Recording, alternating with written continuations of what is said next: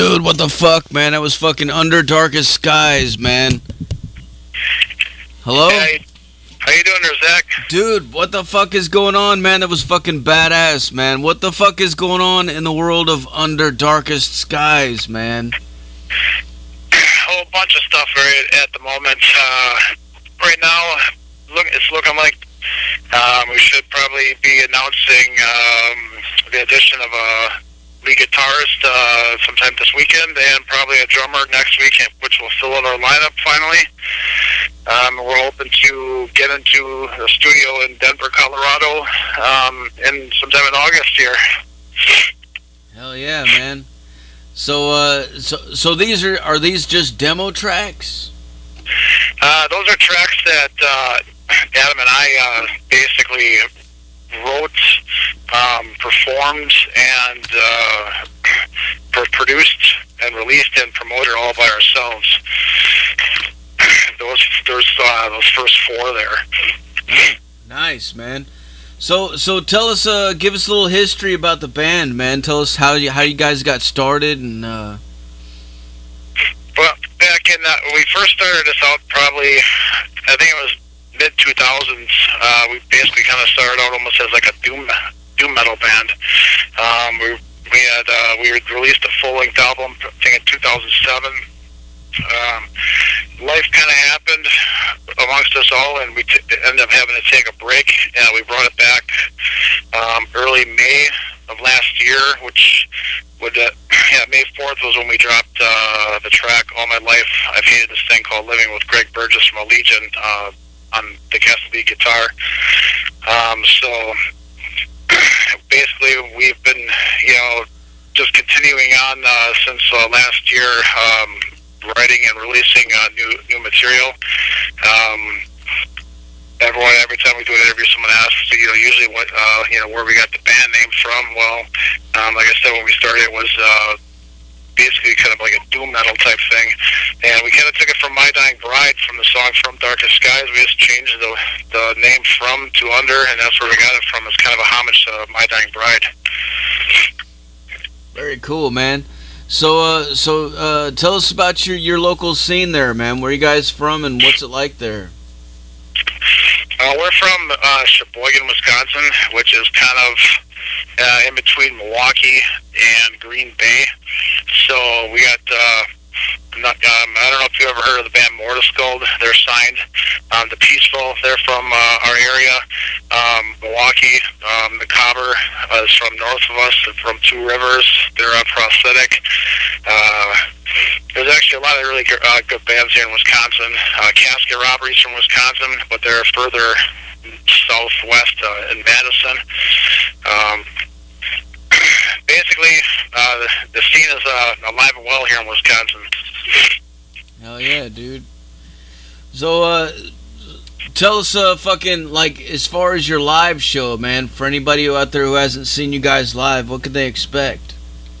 Well, like I said, when Adam and I first brought this back last year, and we basically continued it as just a two-man project until we ended up being discovered by, I'm not going to name drop anyone because I was instructed not to, by a management development group out in Denver, Colorado. And so from this point on, we put together a complete lineup, and we'll be taking it out live relatively soon. So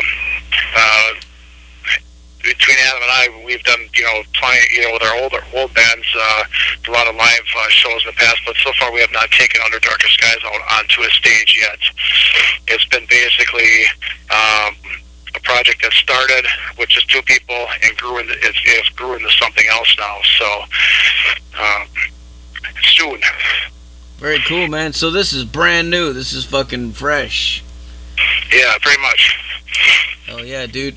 So I got a question from the chat room. Mob wants to know, what is your biggest influences? Biggest influences. There's many of those. You want to go into, probably, older, Slaughter of the Soul, At the Gates, Carcass Heartwork. I know Adam is very big on like stuff like Chelsea Grin and Periphery.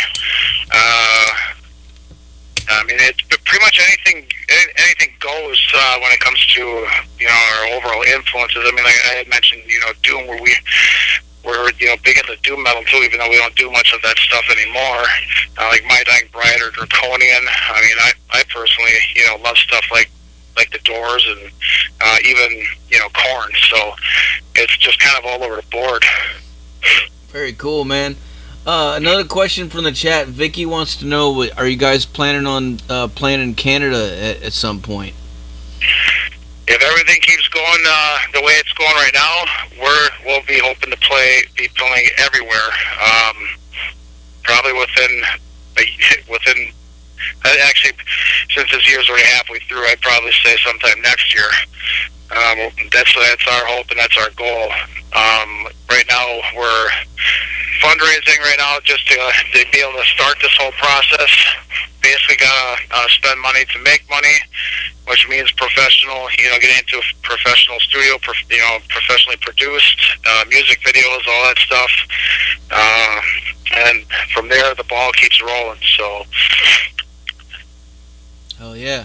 Another question from the chat. Vicky wants to know: what's your favorite thing to barbecue?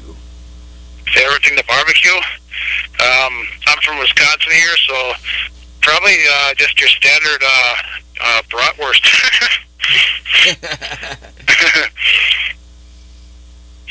Now, Wisconsin, man, you guys are like the kings of cheese, right? That's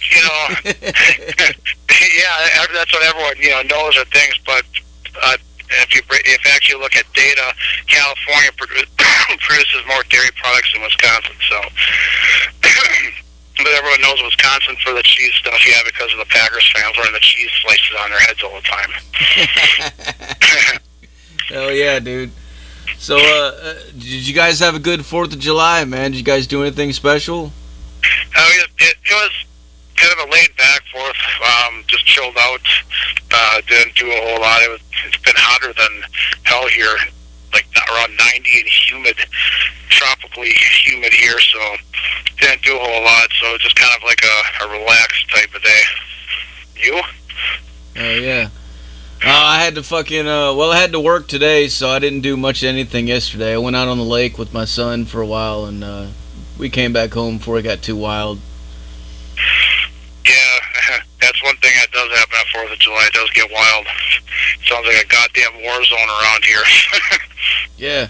It was crazy, though, this morning when I was going to work. I left fucking 4 o'clock in the morning, and I was driving down the interstate, and I didn't see a fucking cop in sight, man. I normally see fucking cops every fucking where, but I was surprised that there wasn't any out. I figured they'd be out fucking busting people left and right, drunk driving and shit, but I didn't see anything, man. I was like, there was nobody out. I was like, fuck, man, everybody's sleeping except for me. Yeah, we were sitting on our front porch just hanging out last night. Me and my woman were sitting out here just chilling, waiting for all the cops and everything to get going last night, and we saw one, and usually they're all over the damn place in this town, but there was, last night was, like I said, pretty chill compared to years past. So, well, don't know how many drunk drivers they got last night. Speaking of the heat, Vicky also wants to know, what do you prefer, bubble baths or showers? Showers, definitely. I don't think I'm 6'5" and 270 pounds and built like a linebacker in NFL, so I don't fit well in a bathtub.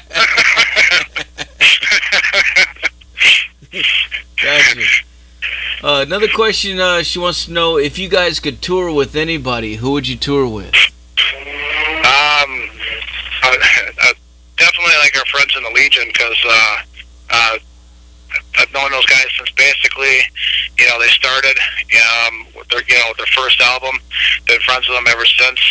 I mean, as you know, both Mikey and Greg have appeared on 2 of our songs.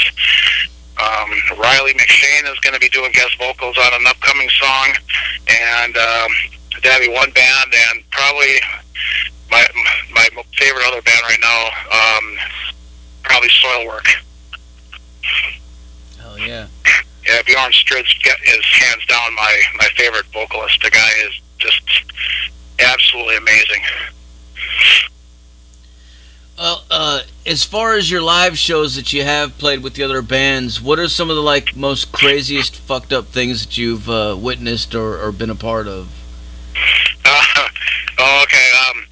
My old band was called White Knuckle Trip. We did a lot of big name shows with like Machine Head, Cold Chamber, Seven Dust, Corrosion of Conformity, Earth Crisis. In 2013 we did a few reunion shows where we played with Seven Dust again, Born of Osiris, Asking Alexandria, and the last show I did with them was November 2013 with Testament, Killswitch Engage, and Lamb of God. So let's just say, I've seen a lot of stuff, over the years. One of the craziest things I remember from a show we were playing, a church festival with all the bigger name local bands from the Milwaukee scene.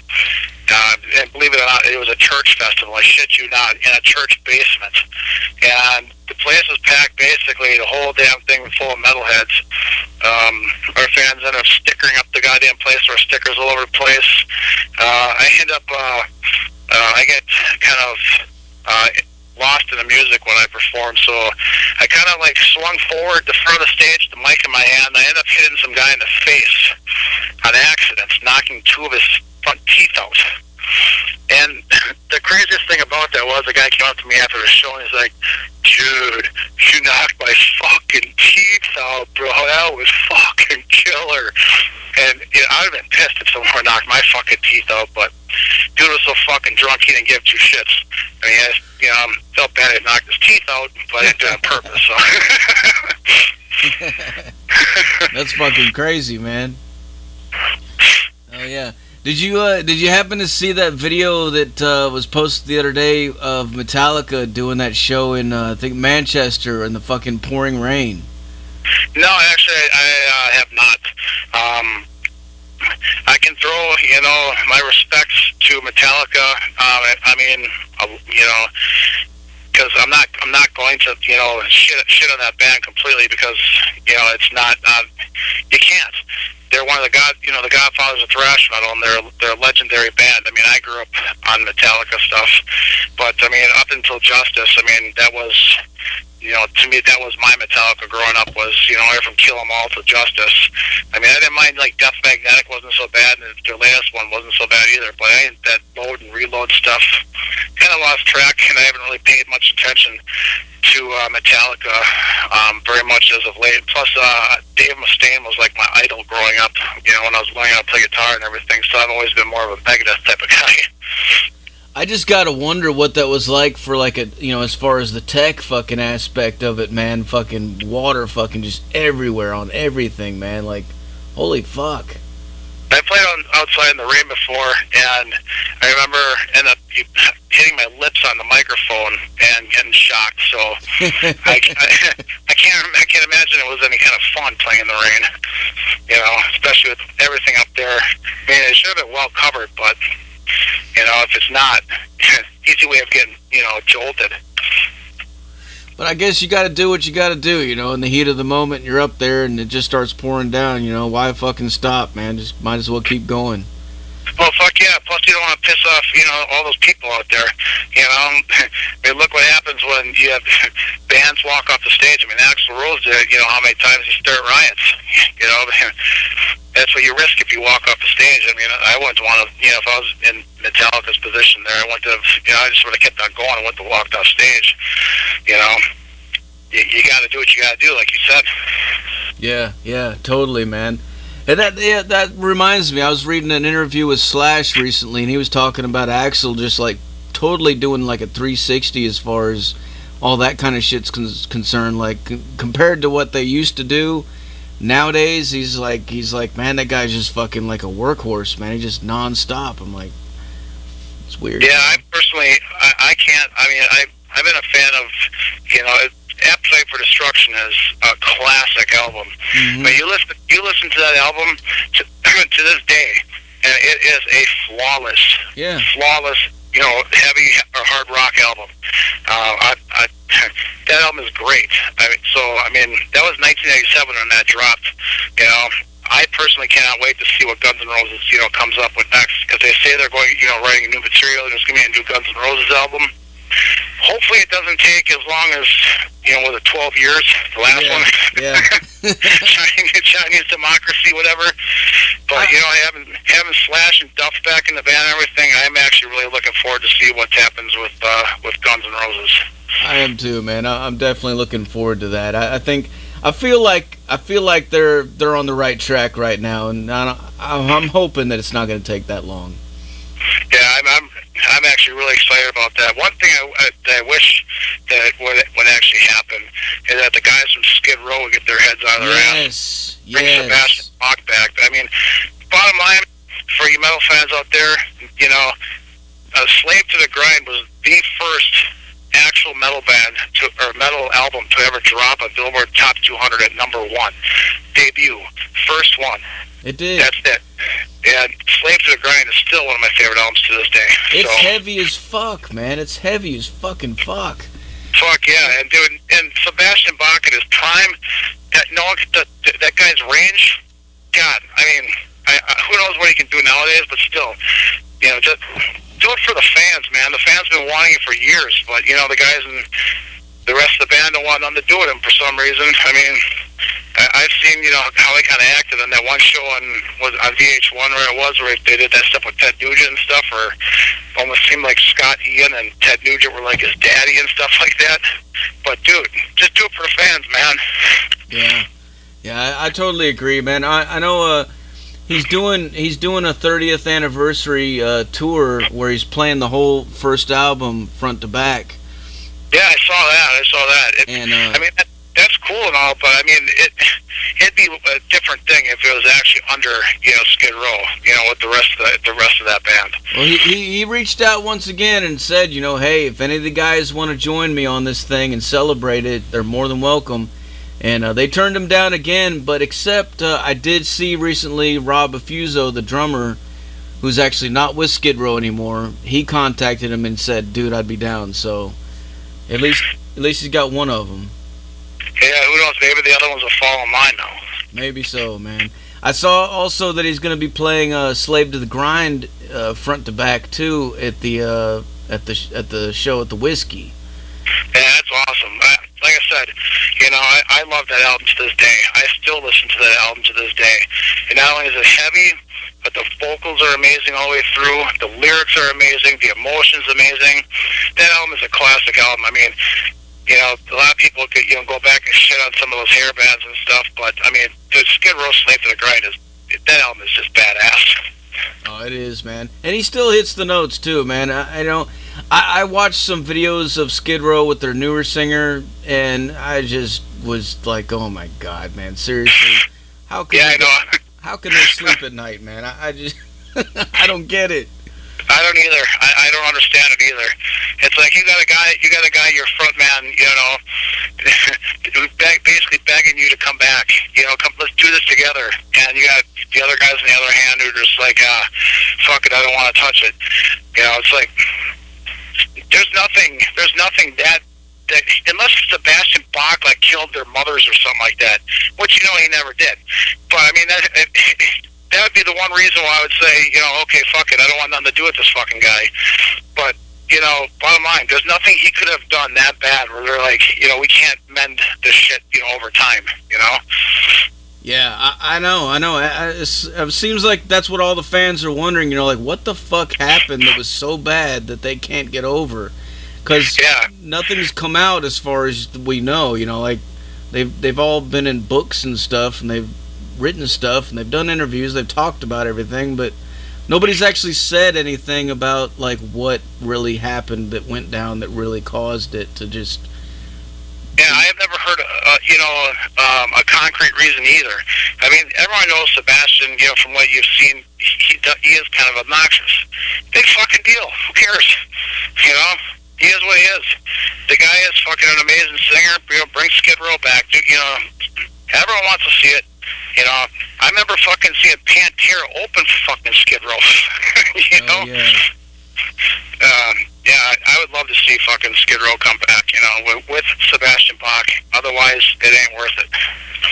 I think that was part of what helped fucking propel Pantera to becoming so huge too, was doing that tour with them, because that really broke them out into a huge audience, man. Oh yeah, hell yeah! I was just gonna say it's because it was in front of the Skid Row's audience. Because Skid Row was, you know, enormous at the time. You know, and Pantera, you know, they were heavy, but they also had that bounce, that groove, you know, the hooks, you know, that drew you in, you know, that you could feel, you know. I mean, the minute that basically they got on that tour with them, with Skid Row, the ticket was written, you know, Ticket to Ride, you know. So, like I said, I've never seen Pantera open for fucking Skid Row. That was a long ass time ago. I never got to see that tour. I saw Pantera a bunch of times on their own, but I never got to see that actual tour. But I did see I've got the home videos from both Skid Row and Pantera where they show each other hanging out with each other backstage and doing all the shenanigans and stuff, and it just looked like they were all just having such a fucking good time, man. It's just like, it's crazy to think that you know, how can you go from everybody just having so much fucking fun, or what it seems like they're having fun, to just being so fucking angry about whatever? Yeah, I don't get it either. I don't get it. Fuck, just get over it, man. Fucking get out there and jam. Yeah, I mean, there's no reason, you know. I mean, yeah, you can get pissed off at somebody, you know, but you know, to hold a grudge like, you know, those guys are against Sebastian Bach to this point, it's not worth it. I mean, you only live one time, you know. Yeah. I'm a firm believer too that if Dimebag was still alive and Vinnie Paul was still alive, they would have eventually reunited Pantera as well, man. You know, they would have eventually buried the hatchet and just fucking gotten on with it, you know. Yeah, I know, and you know, that would have been. I was lucky enough to see Pantera 4 times. The last time being on the Far Beyond Driven tour at Alpine Valley in Wisconsin. We actually camped out overnight to get tickets in a really bad neighborhood in Milwaukee on the north side. So we ended up third row dead center, and during the song Walk, Phil launched the microphone onto the crowd. It bounced off my chest in my hands, and I got my ass kicked by like 40 fucking people over his microphone. I mean, this is how crazy it was. You're standing, everyone's standing in these fucking arms of the chairs, and they're in concrete. They're ripping the goddamn chairs out.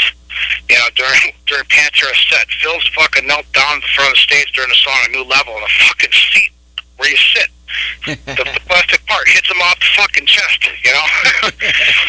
Never saw nothing like that before. They tore up all the fucking seats out of the concrete in front of the fucking stage. There was literally nothing to stand on except for the arms that were there. That was it. No, everything else was gone. Man, first time I saw them was right after the Great Southern Trendkill album. They did a one-off show with opening up for Black Sabbath in Phoenix, Arizona for New Year's. They called it New Year's Evil.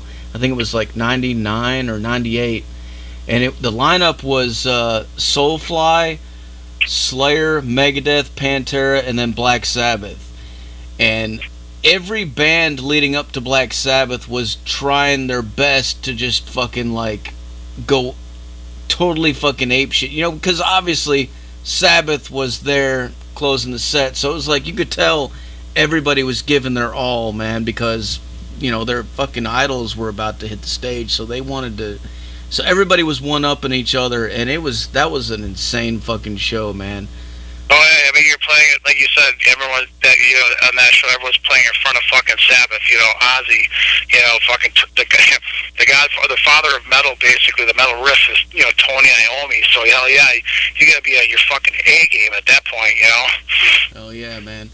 And then the last time I bought tickets to see them on the Reinventing the Steel tour, and then that's whenever that shit fucking hit the fan, and they canceled the fucking tour. And then it was like not long after that they broke up, and I was devastated, man. I couldn't believe it, man. I was like, holy fuck. I still remember where I was the night Dimebag Dimebag got shot, I remember I was at work, and friends of mine were calling me at work to tell me that Dimebag got shot and killed on stage. I remember it to this day. That's something I'll never forget. I dyed my goatee red in honor of Dimebag Darrell. I don't know. One thing I don't get today, and maybe somebody someday will be able to explain this to me. All of a sudden, I don't know if you've noticed, Zach, but on the internet, all the people fucking, all the Pantera hate and all the people trashing on Pantera. Dude, metal fucking wouldn't even survive during the grunge era if fucking Pantera wasn't carrying the goddamn flag. And if the people that want to trash on that band would know this, if they actually knew their fucking goddamn history, what was going on in the metal scene at that time, Pantera carried the goddamn flag. Yeah, they did. Yep. They were taking fucking bands like Morbid Angel out and everything. I don't understand how it's trendy now to fucking, the shit on Pantera. I just don't get it. I never will. I got a huge tattoo on my leg of Dimebag's fucking hell yeah, memorial fucking emblem that he has on his tombstone. Dude, fucking, I remember I was in high school whenever all that shit was, fucking huge, and you're right, Pantera was the one band that fucking carried it through. We had Slayer and fucking other bands, and like I was getting into death metal at the time too, but like all my friends were jamming out to Soundgarden and Nirvana and stuff like that. That was cool too, but like Pantera was the one band that was still going straight forward and saying we're a metal band. We're not gonna. Yeah. No compromises. They've made no fucking qualms about it. They wanted, and they carried the metal flag, and they carried that banner in the war every fucking goddamn night. And they were huge doing it too. Little to no air fucking play, And that was already past the time of fucking, Headbangers Ball and MTV and all that bullshit.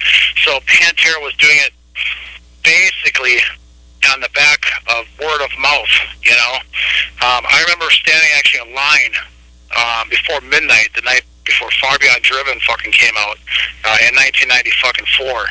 And for you fans out there, Far Beyond Driven is still, to this day, the heaviest album ever to debut in the top 200 on Billboard, ever.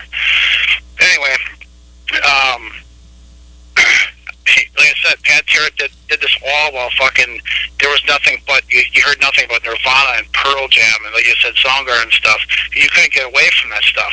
That shit was just taking over everything, and no one gave a shit about metal bands. Even look back during that time, I think it was 1994, around the area when Euthanasia from Megadeth came out. Mm-hmm. The record labels made fucking those guys.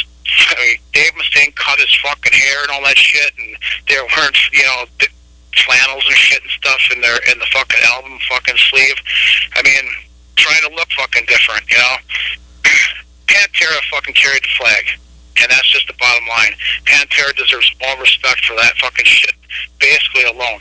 Yeah, they just kept getting heavier too, man. Like every album, if they would have kept going, they would have eventually become like fucking just, I don't know, like straight death metal or something like it. He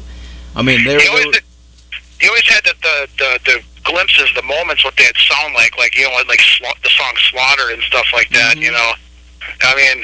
I definitely would have thought it would have been really interesting if they would have popped, if they would have went, and put a few, basically what you would call fucking death metal fucking songs, if they would have been able to keep on going, if the tragedy with Dimebag wouldn't have fucking happened, and do it. Pantera was taken from us way too early. Yeah, they definitely were, man. Fucking. Yeah, I remember the last time I saw them was at Ozfest, and that was whenever all the new metal bands were there. Like you had Limp Bizkits and fucking Linkin Parks and shit like that were out, and like 2001, I would believe. Yeah, and even then they were getting up there on the stage, and I remember Phil telling everybody, he's just like giving the long speech. He's like, "We're just a heavy metal band, god damn it. That's what we do." I'm like, fuck yeah, man. And when that, and that's our, Phil has done stupid shit. Everyone has done stupid shit. But when that guy was when he was on his game, there was not a better frontman. Not a better frontman. that guy was the guy was amazing fucking live when he was on his fucking game. And on album, I mean, you can just, till this day, I can still pull the emotion out of that fucking music, you know? It's, dude, Phil is one of my biggest influences as a vocalist, so, you know, you don't like Phil, whatever, but Phil is one of my favorites. It is pretty cool that recently he's been doing a lot of songs from the Pantera catalog with his band too. Yeah, with Scour and stuff, I think. Yeah, and the Illegals, yeah. I've been wondering, you know, I know he's good friends with Kerry King, and Slayer is calling it quits. I'm wondering, you know, if maybe him and Kerry King might hook up eventually after Slayer gets done doing their tour, you know. That'd be interesting. That would be pretty fucking cool, man. Maybe Zakk Wylde could come in there too, and they could. I don't know, man. Well, see, that was always been the rumor that, you know, after Dime was taken from us, that, you know, that Zakk Wylde was going to step in, you know, so they could do a Pantera reunion and stuff. I mean, I don't know. I mean, yeah, Zakk, obviously, you know, Zakk is an amazing guitar player. Zakk would have been able to pull it off. It's just like the whole thing with the holograms and stuff like that they're doing now with Dio and stuff. I just don't know how, you know, a lot of people would have felt about it, you know? So, I don't know. I'd go and I'd bang my fucking head, dude. I ain't gonna lie. Well, yeah, I definitely, you know, just for the nostalgia factor of it, yeah, you know? Exactly. I would have done it too, you know. But I know for a fact I ain't gonna go see no holograms. You know, that's not. I don't know. To me, that's just a cash grab on a guy, you know, legend that has passed. You know, the hologram thing is just not. I don't know. I just don't really see the integrity in that. No, that is kind of weird. But I mean, you know, Rex is still alive, Phil's still alive, and you know, they've got a lot of support from a lot of other musicians in the community of metal. So, I mean, it's possible that they could do some sort of tribute. I don't know that you can call it a reunion. Obviously not at this point, but you know, it could be like a tribute or something. You know. Yeah, it would be a tribute, definitely. And I think Phil had said something recently about you know, wanting to do Down, I think, again. So yeah, that would be cool. Yeah, I was able to see Down one time, and that's how I met Phil for the first time was when he came through Milwaukee with Down. So, and that was on NOLA. Yeah, Down was fucking badass, man. I saw Superjoint Ritual too. They were badass too, man. Yep, yeah, they were a good live too. That's how I met Phil the second time was through Superjoint. Oh yeah. Well, back to Under Darkest Skies, man. Fucking, so tell us about, like, as far as, like, your lyrical themes and stuff behind some of these songs, man. What are you guys talking about? Basically, the lyrical themes, like, what we do is, because I pen out the lyrics, and I take everything from a very, kind of like a dark personal place or personal experiences that I've gone through. It's kind of, I would kind of like call it a musical exorcism, or a musically exercising my demons, if you will. There's a story behind anything we write, you know, or I write whatever lyrically put into the songs. And it's always taken from a place in reality. So, I mean, the thing that I hope, and we've actually gotten some feedback on it, you know, where people have actually identified with the emotion behind it or the words behind it. I had, like, the song Obscene Shape of Shadows right after it came out. A few people knew what I was going through at the time with that, and they ended up actually going through the same type of situation, and I got feedback from them saying that song actually helped them feel not alone going through such a process. So, I mean, to me, that's the most rewarding part of doing any of this, is when people can grasp and identify with your music emotionally, and they feel it. Because when I was growing up, if I didn't have, you know, one band that was huge for me that basically kept me fucking breathing, because, I don't know, my childhood was pretty shitty, was Life of Agony. So, I mean, I turned to that band a lot, you know, and the power and emotion, and it always would let me know that I wasn't standing out there alone by myself, and that's what I'm hoping to do with our music, is let people know that they're not alone, going through daily struggles of any kind. That's really cool, man. That's fucking cool, dude. I don't mean to go back to the Pantera thing, but I just seen in the chat room somebody was saying, Cameron from the band Rock and Roll Villain Society, he was saying that he never actually saw anybody fucking hating on Pantera. Or he hasn't really seen that. But that's pretty funny, though. I do know what you're talking about, though. I have seen a lot of people that seem to jump on that fucking... I don't know, like it's like it becomes like a trend to hate on certain bands. Yeah, it's I've seen people trash on them and call them. I personally don't know what the fuck dude bro music is, but that's what I've seen Pantera referred to as like dude bro music or shit like that. And Pantera, what Pantera does, or did, I should say, you can hear the influence of their stuff, in bands nowadays, with the heavy, that not only there's the heavy music, but the groove, the balance in it. I mean, Pantera, they're legendary, bottom line, legendary band. And I don't know if it's more of a younger generational thing where it's become cool to bash on Pantera, but to me, don't bash on Pantera if, you weren't, there to watch, Pantera do what they did, or don't understand the history of what they did, during that time, because during that time it was nothing but grunge. Pantera did carry the metal fucking flag and carried it for all, and the people that were there to witness it know this, so like I said, when I see it on the internet every now and again, it's something I just gotta scroll past and ignore. Yeah, fuck those motherfuckers, man. They don't know what the fuck is going on, man, for sure. No, exactly. And they're missing out on some really good fucking shit, too, man, which is, That's right. One of the best guitarists, that ever pick up a goddamn guitar, man. Bottom line. Dimebag Daryl, legend. Rest his soul. Hell yeah, dude. Hell yeah, man. Well, I'm about out of questions for you. Is there anything else you want to add to let the people know? Sure. You can find Underdark Skies pretty much anywhere out there on the internet. We're on Facebook, obviously. Who isn't? Twitter, whatever you want to call it. Instagram, Spotify, iTunes, all over the place. YouTube. Right now, we have.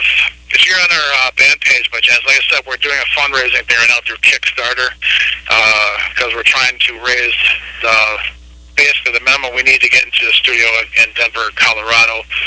We're doing a thing. If you donate $1, you get for our last two, our current, excuse me, I'm mumbling here, our current 2 singles, which is The Obscene Shape of Shadows and Where the Scars. $2 gets you the 4 singles that we've put out since May of last year, which would also include All My Life I've Hated This Thing Called Living, featuring Greg Burgess of Allegiant, and Ride on the Wings of Their Damnation, featuring Michael Stansel of Allegiant. So, I mean, it's less than a cup of coffee, basically, and to help, a band, that's, really, we're working towards getting, this basically starts the ball rolling for us, so, we're trying to get, achieve our dreams, so you're helping us basically do that. Hell yeah. So where do they go to find out about that? You can stop at our Facebook page and find all the information on there, or go to the Kickstarter page and just under the search bar, type in Underdark Skies, and that should bring up the whole profile. We have, like I said, we're doing a special thing on our page right now for $1 and $2, and I think at $5 you get not only the 4 that I mentioned, but also a bunch of rarities, like a few songs, Place of Fear, No Compromise from our album in 2007, Parasites from the Kingdom of Guilt from our album in 2007, After a Fractured Forest, and I think there's another one in there too. And then we did a couple cover tunes, Bleed Me an Ocean, which is the only place that was ever put out, was sent to radio stations last year in July, and the only place it can be found right now is actually on YouTube. We are including that, and we did a cover of Alice in Chains' Nutshell as well, and that's the only place that you can find that is on YouTube. And we're throwing out the MP3s for those in there too. Badass, dude. That's fucking badass, man. Thanks, man. Right on. All right, well, before I let you go, I got to get you to make a station tag, all right? All right. All right, whenever you're ready, say something like, "This is Under Darkest Skies, and you're listening to Metal Devastation Radio." This is Steven from Under Darkest Skies, and you're listening to Metal Devastation Radio. Crank that shit. Fuck yeah, man. All right, well, what I'm going to do now is I'm going to blast some more Under Darkest Skies for these motherfuckers so they can go fucking crazy, all right? Hell yeah. Thanks for having me on, Zach. It was a fucking blast, man. Hey, anytime, brother, anytime. You guys have a great night, and everyone else out there listening, you guys have a great night as well. You too, man. Cheers, brother. Cheers. There you have it, folks. Under Darkest Skies live on the Zach Moonshine Show. Like I said earlier, crank this motherfucking shit up loud as a fuck. Put your speakers in your fucking windows. Put them in your front lawns. Put them in your fucking neighbor's fucking driveway. Crank this shit, man. If you don't see fucking U-Haul trucks everywhere tomorrow, you fucking seriously need a new stereo system. If you've got what it takes. I've been guarding my gate for a long time, bitch. Get down, yo.